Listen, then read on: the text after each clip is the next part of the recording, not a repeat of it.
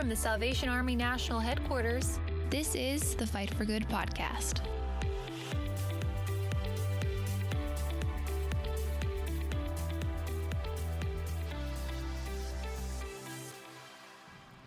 Well, hi, everybody. Welcome to another version of the Fight for Good podcast. We're coming to you from our fourth floor here in our production side, our studios. We want to kind of say it here at National Headquarters in Alexandria, Virginia. It's a beautiful fall day on the outside. The sun is shining, but the sun is shining right here in this room. So we have a couple folks here to my left, our editorial director. Greetings. Good to be with you again. And your name? Jeff McDonald. Okay, good. And our editorial assistant? Michele Katsaris. Good to see you. And over there working whatever magic she's doing, putting everything together, our producer, Elizabeth. Hello, hello, hello. How's it going? Oh, it's going super well. Now, before we started today, you wanted to make sure we wanted to have your mic unmuted, right? Yeah. Because you just wanted to speak the whole time. Exactly. Because you have things to tell us. I have so many things I could tell you. I know you do. So many useless facts So that I could many just useful spew. facts. You know, I was just telling as we were starting to roll here, I'm kind of like mentally kind of worn out, wiped out today because I've been writing a lot of stuff, trying to work under some deadlines. Is that kind of like a natural thing for a writer? That's a leading question right there. Yeah. Yes. I'll say yes. Well, it reminds me of, T.S. Eliot said, writing is easy. Just sit down and open a vein. And open a vein. I mean, yeah. it's not easy. It's hard work. Writing is, really thinking and, putting the logic together in a way that communicates. So, yeah, it's hard work. I don't think people understand how difficult it is, really, because you have to kind of be in a flow, and then you have to think about a lot of different things. And I was working on a few articles, and I know I asked for your pushback and your feedback on one of them in particular, and it was actually probably the hardest article I've written in a while, and it's for January, so we don't want to kind of talk about it too much.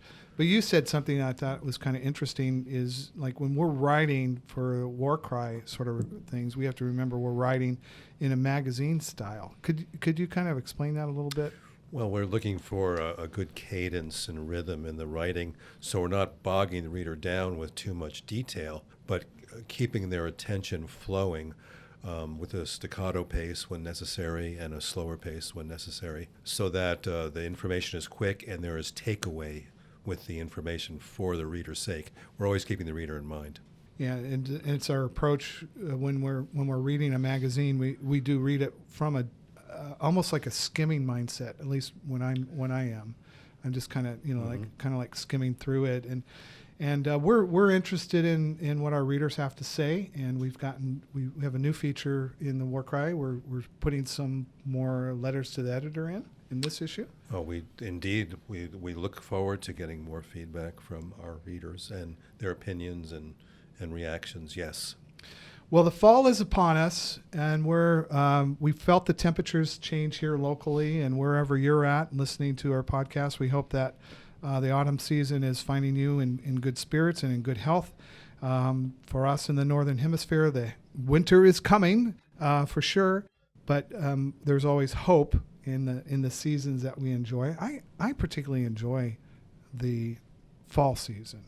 Michele, is fall your thing, or are you more spring? Or No, I hate hot weather. So fall, I love fall and winter. Only when it snows, though. If it's cold and there's no snow, I feel like I've been gypped. So when I feel like cold gypped weather. is like when I'm out of town and there's a snow day here. Oh, yeah. Well, my first week, I only had to come to work like 2 days because you guys follow OPM. Right. And so then it was like a bunch of snow days. And I was like, do I even work? And Jeff wasn't here. So it was just like the easiest first week ever. And that's after we delayed your coming. I know. Not to mention that. Yeah, we won't mention that Michele was hired like last July. I know. And she showed up in January. Well, like my 1 year is coming up, and I'm like, and you guys are talking about doing like decorations of the door. I'm like, well, that's when my interview was, and when you guys did Christmas decorations was that week because Sharon was like, oh yeah, we do a competition, so that's when my interview was. But my 1 year isn't until the end of January. It's interesting you bring that up because I was thinking about that too. I've kind of going into a year of sorts. It was about this time last year that I moved from the other building over to here and had the privilege to kind of shadow our previous editor-in-chief, Colonel Alan Satterley. And it's amazing how quickly this year has gone by and all the different things that I've learned personally.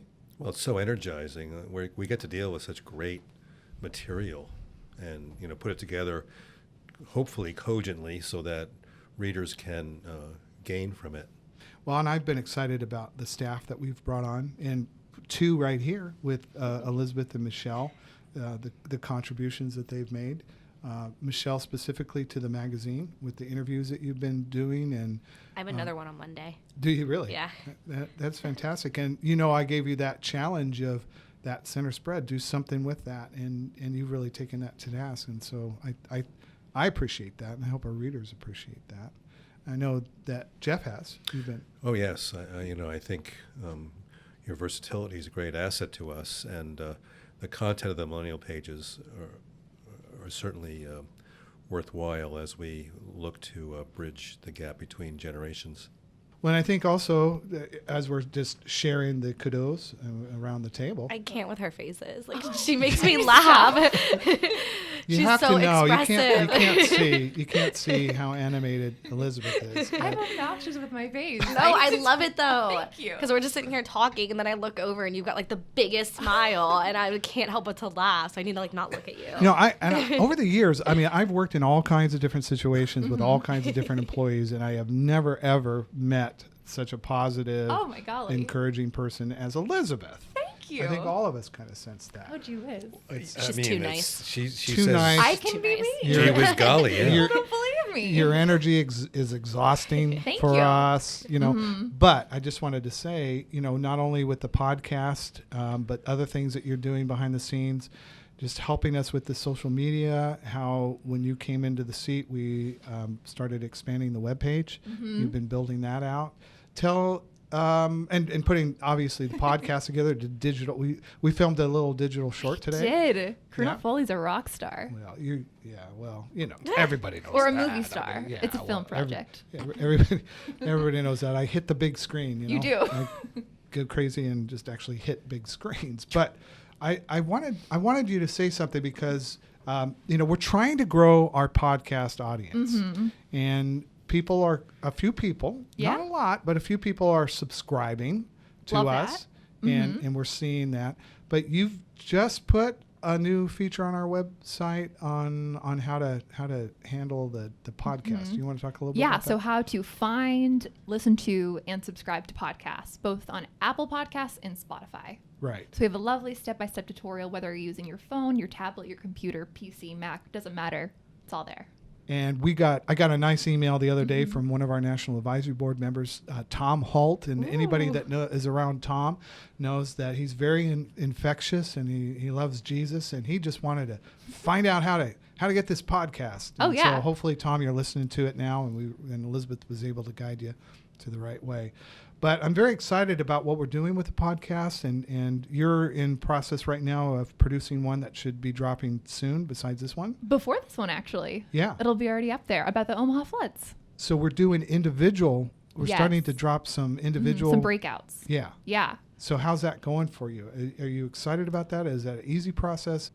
Definitely exciting. A little hard. It's kind of hard. It's time consuming, but it's fun. Yeah, because Yeah, we're it's all giving good. you the audio files. Right. And, Yeah. And probably very little guidance. It's a lot to condense into like a 60-minute format. Yeah. For sure. But it's great. It's fun. Yeah. Wait, Well- can I make a comment off that? Sure. Okay, so again, Mom, turn off the podcast.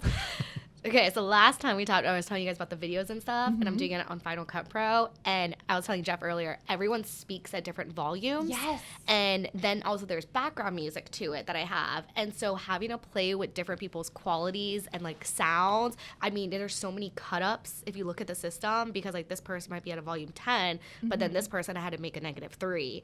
And then the music behind that is like a +12 or like a -5, like finding the balance.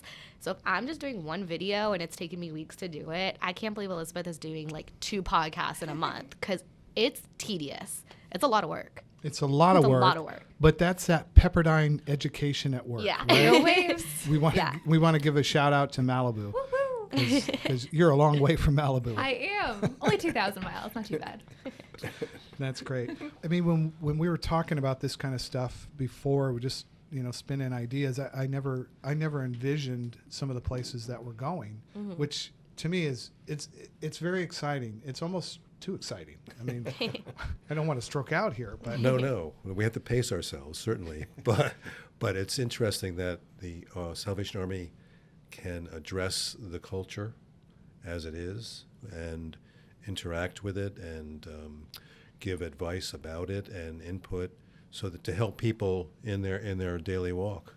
Well, I think it's important too for us not to be static. I mean, we can be entrenched in our wonderful, glorious past, which is fantastic, and that's not saying anything negative, or because I know, Elizabeth, that's the biggest thing you have, like on our social media. People love Salvation Army history. Oh yeah, that's number one, always.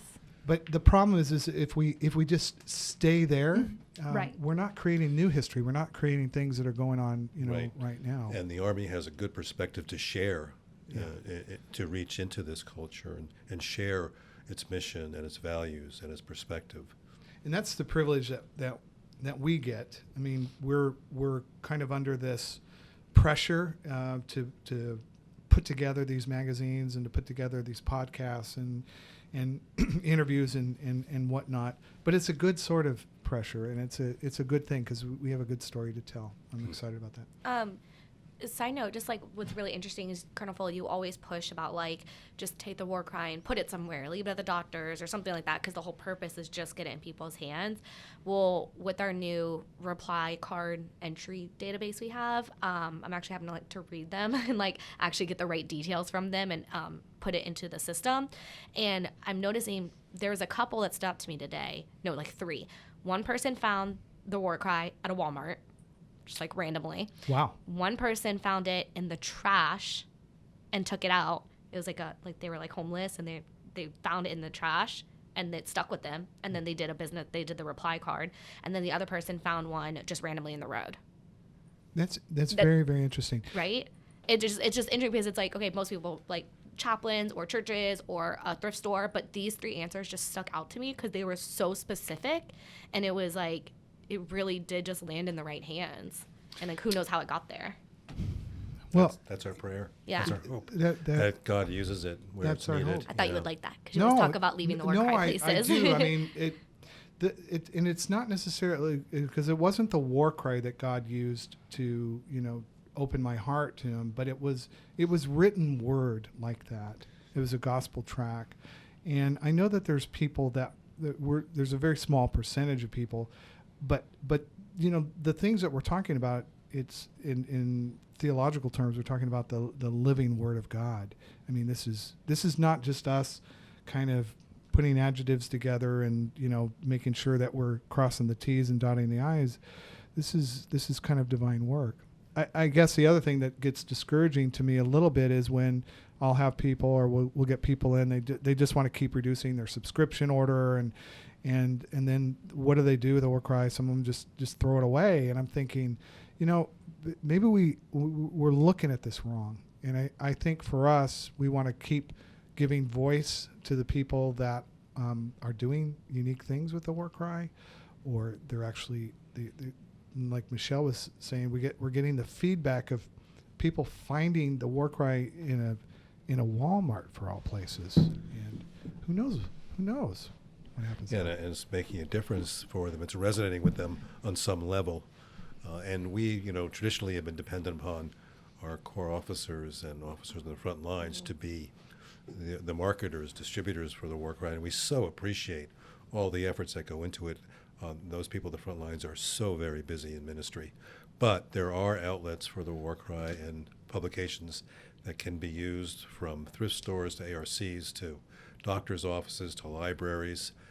It just takes some imagination to use to distribute it locally. And I think we could assure our listeners and our readers on this end that we're trying to be very organic, and we're trying to be sensitive to kind of like impressions that we feel how the Lord is leading us on topics that we're trying to cover, the relevancy of things, and readers are going to see, not to give it all away, but you're going to see some significant changes in 2020 in this regard. We're hoping that the magazine isn't just something that comes in a box and it just kind of sits there in a Salvation Army unit, but it actually kind of comes out and people are looking. I'm looking forward to this Sunday, after this is already posted, but my wife and I are going to Kentucky, and we're going to go to the Lexington Corps on Sunday, and they actually use the war cry in their young adult Sunday school.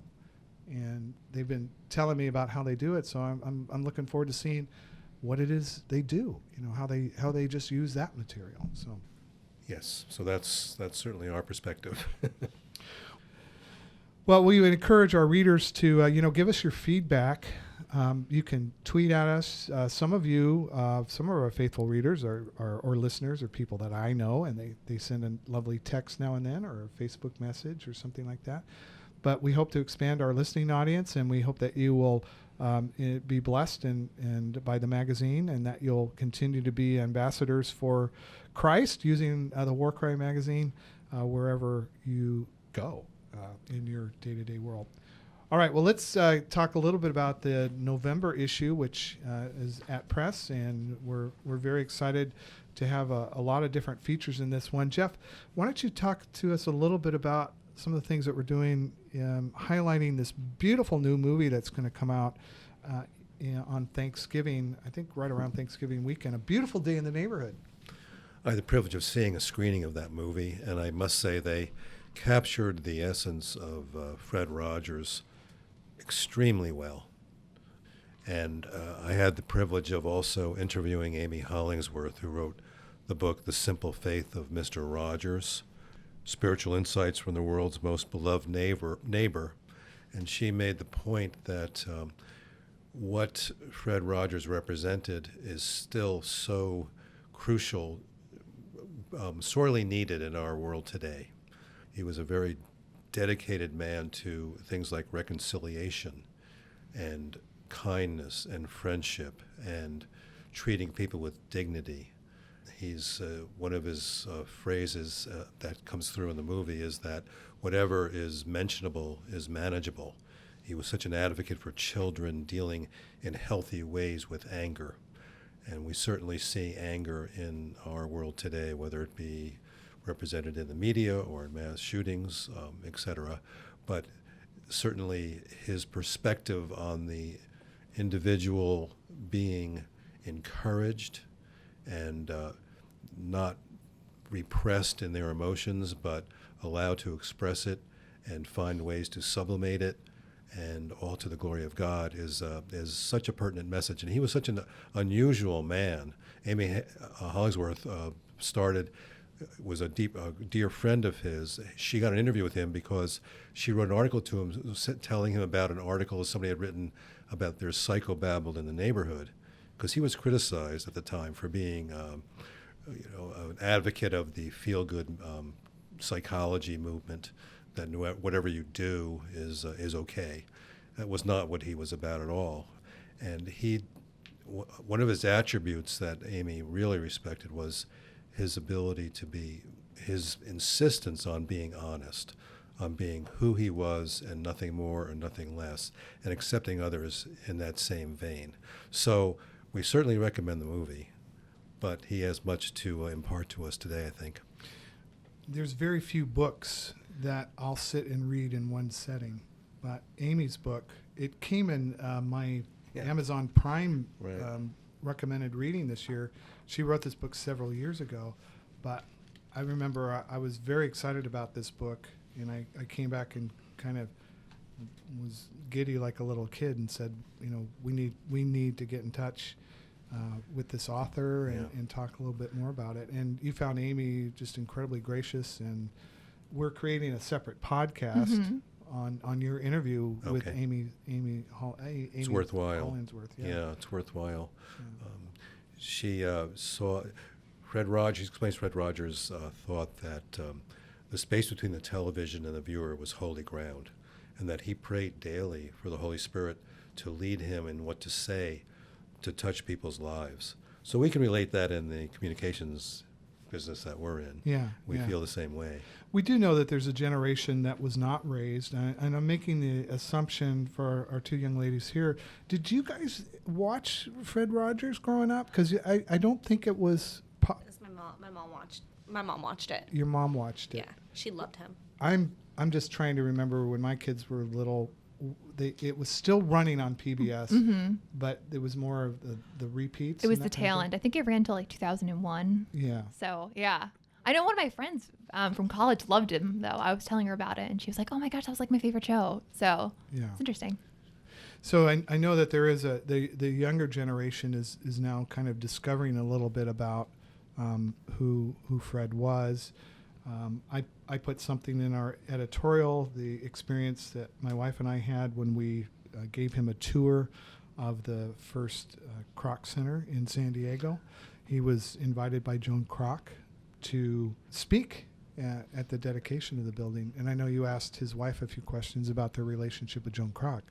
Oh yeah, she was. They were good friends of Joan Kroc, and she actually knew her during her latter years and toward just before her death, and shared the affinity that Fred Rogers and Joan had for developing young people and giving them healthy outlets. Well, they and, were both and potential. Joan was huge into reconciliation and peace and coming to learning how to live with one another with our differences, and I think that's kind of like one of the messages, underlying messages of our war cry is we're not trying to take stands on all kinds of different things and draw a line in the sand here or here or here, but to really learn to be an ambassador of God's love and as Jesus said, blessed are the peacemakers. She built these peace centers. One was at the University of San Diego, and the other one was at Notre Dame. And I know that was something that Fred was interested in too. So yeah, we recommend the movie then for people who are not familiar with the Fred Rogers story, to learn more about him. He's almost a countercultural figure now. He saw on TV people throwing pies at each other, and he thought that was such a waste of the medium, which is why he got into it in the first place. Yeah, he did a different way, and we understand that Tom Hanks, the joke is, Tom Hanks can play anybody in America, but apparently Oscar buzz is on this movie, and there's a website that you can go where you can get more information about the movie and how to share information, not just for the movie itself, but Bible studies and discussions, and I think we give a little shout out to that in the we do in the war cry. We listed there, and also the extended interview will be online. And here's Jeff's conversation with Joanne Rogers, the wife of Mr. Fred Rogers.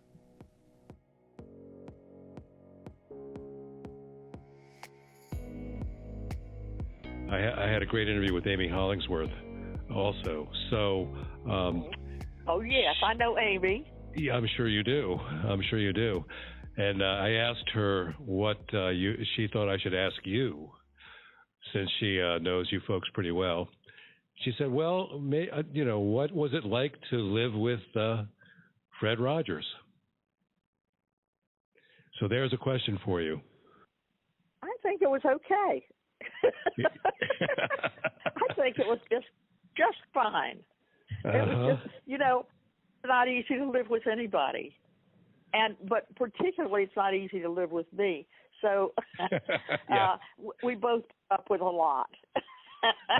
Right. As right. any marriage does. Yes, of course. But I certainly do miss him a lot. And so I hope that I hope at least that I appreciated him somewhat while he was here. I'm sure you did. And that he knew it. My. Yeah. So you were at the dedication of the first Salvation Army Kroc Center in San Diego in 2002. Both you and... I was just about to up in a short while. You- Yes, dear you- Joan, Yes. it was a wonderful occasion. Yes. And well, and it was so sad that Joan didn't live to see a lot more after that. She died very soon after that. she did, and she even Yes. knew, I think, that her time was limited when she Certainly did. gave the Army such a generous donation. And that was the first Kroc Center, and now there's 26 across the country. So, Oh, that's marvelous. isn't that something? That is marvelous. Yeah. And we I'm referred. so happy. Yeah. Now, how did you meet Joan?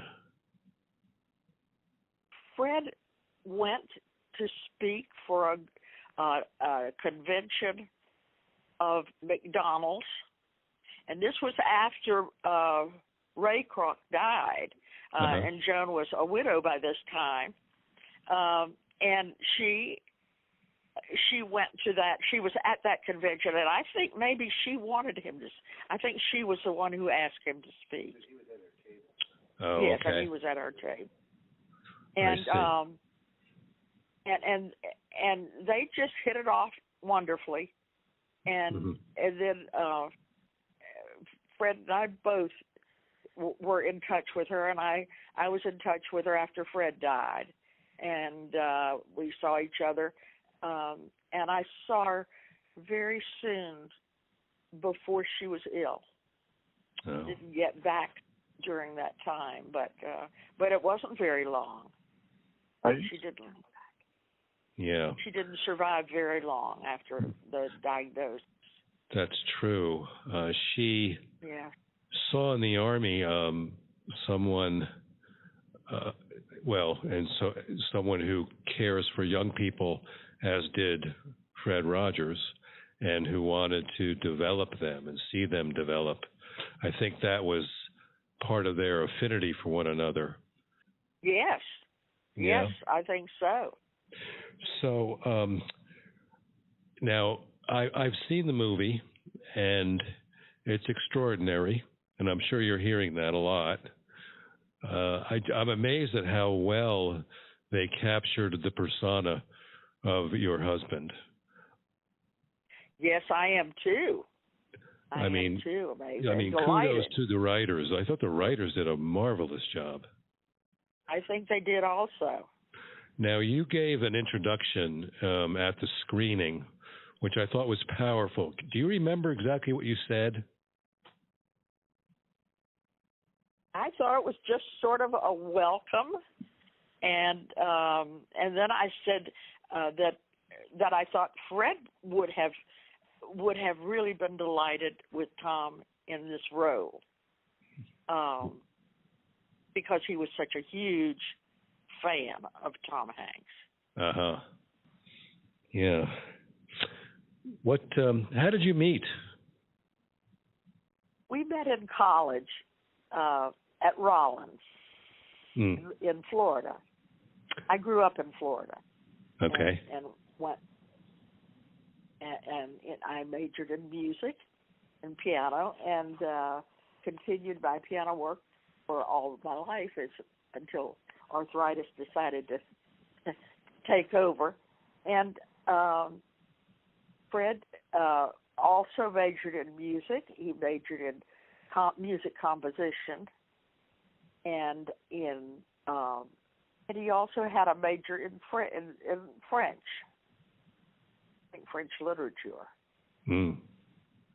Well, yeah. So yes, one of the things Fred thought about in those days that he mentioned to me along the years there, he thought it might be interesting to go into the diplomatic service. And I think he would have been very good at it. Yeah. But that was an early thing, a fairly early thing. Then, of course, that he saw television for the first time and became a pioneer in trying to make it better. Yeah, what a wonderful prospect he saw there for television and how offended he was by the mediocrity of it. Yes. Yes. So what do you hope is the lasting impression that people take away from the movie? Well, I hope they might think that kindness sometimes works both ways, and it's a real habit. Kindness is, I think. I think that kindness is something that boomerangs back at you sometimes. Not always. Yeah. Not always. But I would hope that people would just maybe think twice before they say an unkind thing directly to a person. And that was Jeff's interview with Joanne Rogers. Michele, let's talk a little bit about the center spread. What do you have in the November feature for us? Yeah, so I interviewed this Christian blogger. Her name is Johnny Parsons, not Joni, Johnny. But yeah, no, I found her, honestly, like I said, just Googling her. And what really caught my attention is that she actually owns her own marketing agency. It's called Sunday Morning Marketing. And the Sunday morning is like a play on words to, like, you know, church. You go to church on Sunday morning. And then her Christian blog. Yeah, and so I decided to make the topic about money because I just think that's finances in general with millennials are really important. I don't think everyone has the same like mindset when it comes to finances, which is fine. But I also think it's because schooling, like we weren't really, like my mom taught me how to write a check, not the school. Like there wasn't really a finance class or accounting or anything like that in high school, really, that taught me just about finances and student loans and all this stuff. And then with that, there's been multiple studies that say millennials aren't buying homes or like engagement rings, and they're like, because they don't want it. It's like, no, it's because most of us can't afford it. Right. Like, you know, our pay to like how much a house is just kind of, you know, not equaling out like it kind of was a few decades ago. But so I just thought she'd be like the perfect person to interview. And her husband actually is a CPA, which I didn't know that. So that kind of worked out really nicely.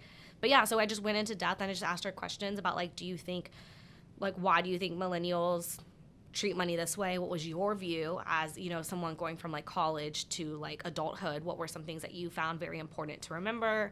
Her favorite apps when it comes to like saving and investing money, just tips that she had. Well, I like the idea that you're looking for things that are very practical and very, you know, can enhance the life of our readers. Mm-hmm. I mean, those principles that she's talking about there are not. They're obviously not just for millennials, right? Of course, for people, but especially because I think it started at a young age for her, and millennials aren't, you know, 18, 19 anymore. We're, you know, late 20s, early 30s. 40s. That's still stuff that we apply, you know, today. Like she's a year younger than me, and she's teaching me something. Yeah. So that was, you know, it doesn't matter what age you are. You can always transform your finances, and I think that's important no matter what age. And my biggest thing is when I look to interview someone, if I can't learn anything from them, I don't think readers are going to learn anything from them. And I learned a lot. So you're our filter. I mean, if you're not learning anything, yeah, it's not going to go in that section. Yeah. So it's this was a really, really good interview. I mean, I was taking notes. I asked her to repeat things. I was like, wait, what is that called? Like, she was very informative. And her whole interview, you know, we only get to like a couple good questions in the magazine, but her whole interview is online, and you can read it. And we'll be making a separate podcast on that, right, Elizabeth? Sure, definitely. Okay. Well, you know, whatever you say, boss. That's so positive. Before we get back to the conversation with Colonel Foley, I just want to take a moment to talk about Peer Magazine. Peer is a Salvation Army youth publication for 16 to 22-year-olds. By addressing topics related to faith, community, and culture, Peer ignites a conversation that deepens biblical perspective, faith, and holy living. Peer is a monthly magazine that comes directly to your mailbox for free almost every month. Just visit peermag.org to subscribe. Again, that's peermag.org.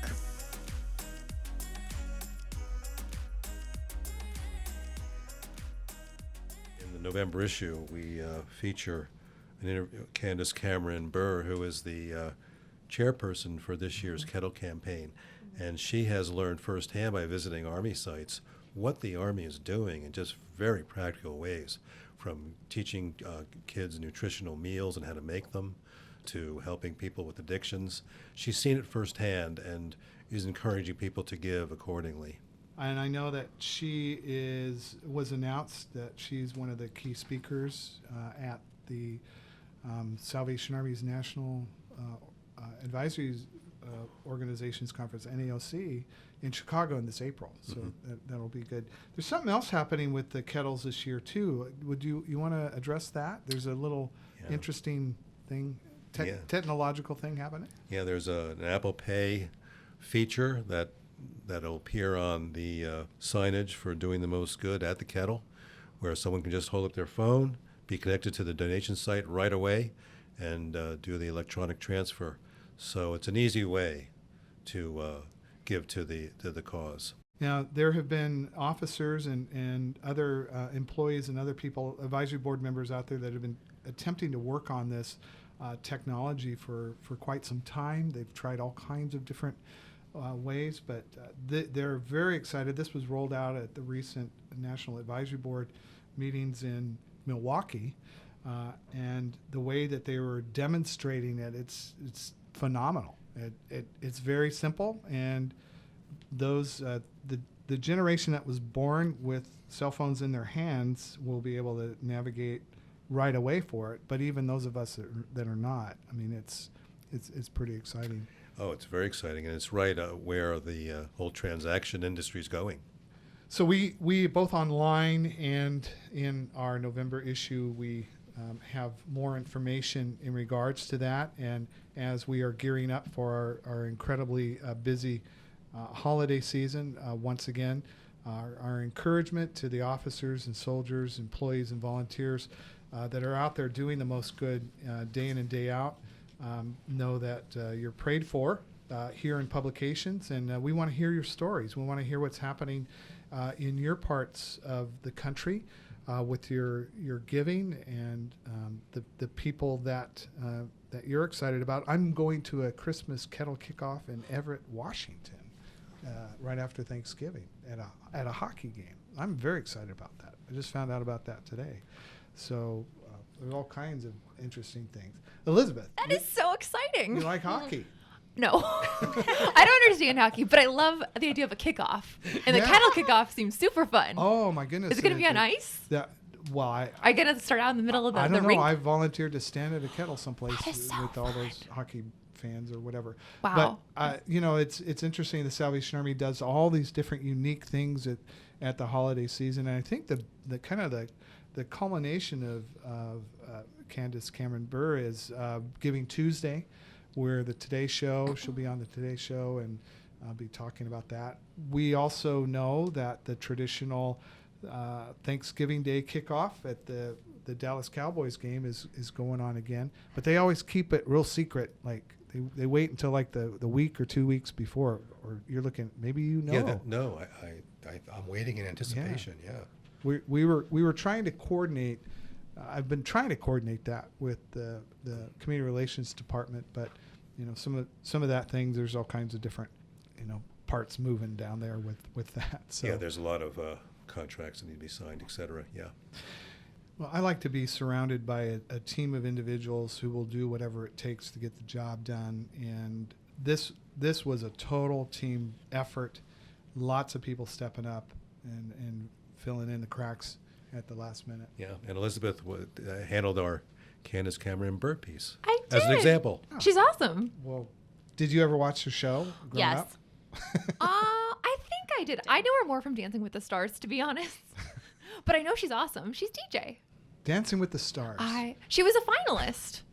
Really? Yes. Wow. I know. A couple years ago. A couple years ago. She didn't take home the mirror ball, but that's okay. The mirror ball. Yeah. Do you know this stuff, Jeff? Are you familiar with this? I've glanced at it a few times because on at my home sometimes. Yes. Yes, Yes. It's yes. okay. Don't be ashamed. And it's remarkable. I mean, Great job. the athleticism, the skill of those dancers is just amazing. Yeah, it hurts my back. Hurts my back. See what they do. Michele, you got anything working? Working on anything? I know you're over November, but you're in transition too, in a little way, because your job's changing a little bit. Yeah. No, Jeff already told me I have to figure out pagination for January. Well, there you go. He was like, this has to be done today. There you go. And I what know. is that big $10 word you just said? Pagination. Yeah. Did I say it right? Yes. Don't ask me to spell it though. What is it? Oh, it's basically the layout of the magazine. So it's just like what's on page 1, what's on page 2, what's on page 3, because it's very, there's a method behind the madness that most people don't realize sometimes. So just trying to like organize everything and make sure that certain topics stay together and certain articles stay together and So it looks flows. good. It's it's the grid. Yeah. That's what I call the grid. Yeah. When we have that. Elizabeth, what are you working on? Anything? Podcasts. A lot of podcasts. And more podcasts. More podcasts. Yeah. Don't you like recording a podcast and finding out that you got to do more stuff? I do. It's refreshing, isn't it? Yeah. Wait, so like when you like drive home, do you like not listen to podcasts then because you're so over it by the end of the day? I go in listening to podcasts, but then I come back singing. Yeah. So, me too. yeah. I do the same thing. I like to bust it loose in the car. Yes. So Really? I do. Well, we appreciate you all hanging in with us today. We kind of were hopping all over the place, but this podcast comes with a lot of love and appreciation, especially to those of you in our listening audience that work and breathe and do all kinds of things for the Salvation Army. You continue to do the most good, and you're fighting for good. And we hope that you'll continue to listen, give us your feedback, download, and tell your friends. If you don't know how to download, you can go to thewarcry.org. We've got instructions there for you on how to get to our podcast, because we're on several platforms, right? We we're are. all over the place. Yep. So Spotify, Apple Podcasts, SoundCloud, and then YouTube as well. All Yeah. of that sort of thing. We want to make one more pitch before we go. We've got a new book coming out that should be, by the time this podcast comes out, I think those books should be at our centers. You want to talk a little bit about that? Christmas Breakthrough by Commissioner Phil Needham's an Advent devotional book that we have brought to press after a lot of editing and work, and looking forward to having people have that in time for the Christmas season, for the Advent season. It should be, we hope to have it in its locations by November 15th. Just in time for Advent. Just in time. For the Advent season. Fingers crossed. Yeah. Well, we're looking forward to it. I think that's going to be a really, really good book and a real beneficial book for lots of people. And I think getting back to our earlier conversation about the discipline of writing, part of the whole discipline of writing is just keep writing, deal with the rejection, because it's gonna come there. Find good people that will give you feedback and that will help you, become a better writer. And that's what I appreciate. I appreciate you, Jeff, because I can give you a document and I feel like I learned something about myself in how to approach a subject and make it readable for people. Yeah, it's the same for all of us, and we remember that God is the God of the Word, and we have a great appreciation for the Word. And if there's a word burning in your heart, a story you have to tell, insight you have to share, don't keep it to yourself, but use this medium to help us get it out there. Well, that's going to be the end of this episode of Fight for Good. We encourage you to subscribe to us wherever you can listen to the podcast and share with your friends. And, your moms. This is definitely a mom-friendly podcast. I think so. Dads, too. We definitely moms and dads. Well, and don't forget to follow us on the War Cry. And also, we don't want to forget Peer Magazine. Right. Peer is rocking, keeps rocking. Peer is just growing all over the place. We're so excited about those. And we're a little jealous, of the kids over there, because the general keeps tweeting them, but they're doing a great job. Captain Pam is just amazing. Yes. And we hope to have her in real soon. We're going to be interviewing her on one of our podcasts, right. And we'll talk about that. It's a great story, yeah. But we're on all the natural places you all love to go. Facebook, as the kids say, IG. Right? Ooh, Instagram. All right, Instagram, Twitter, Pinterest. We're not on Snapchat. We're not on Snapchat. We're not TikTok. But Are the you young on bucks TikTok? over there, Pier, they just got on TikTok. Did they get on TikTok? Mm-hmm. Yeah. Yeah. Please Which don't. I'm so intrigued by TikTok. Yeah, but I think we're not hyper enough. We're not young enough. We'll see. Well, with that, I'm Lieutenant Colonel Tim Foley. I'm Jeff McDonald. I'm Michele Katsaris. And I'm Elizabeth. You have a great rest of your month. And remember to fight for good. Happy Thanksgiving, everybody. Subscribe to Fight for Good wherever you listen to podcasts.